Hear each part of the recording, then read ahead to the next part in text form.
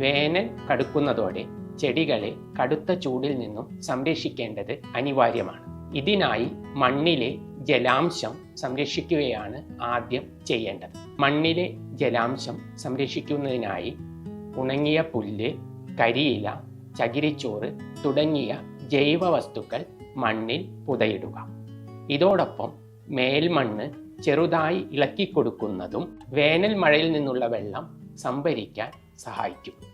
ചെടികളിൽ നിന്നുള്ള ബാഷ്പീകരണം കുറയ്ക്കുക എന്നുള്ളതാണ് രണ്ടാമതായി ചെയ്യേണ്ടത്. ജലസേചനം കഴിയുന്നതും അതിരാവിലെയോ വൈകുന്നേരങ്ങളിലോ നടത്തുക. കണിക ജലസേചന മാർഗങ്ങൾ അനുവർത്തിക്കാൻ കഴിയുന്ന സ്ഥലങ്ങളിൽ അത് നടപ്പിലാക്കുക. തെങ്ങ് തുടങ്ങിയ ദീർഘകാല വിളകളിലെ അടിയിലെ 1-2 പട്ടകൾ വെട്ടിമാറ്റുന്നതും ബാഷ്പീകരണം വഴിയുള്ള ജലനഷ്ടം കുറയ്ക്കുവാൻ സഹായിക്കും.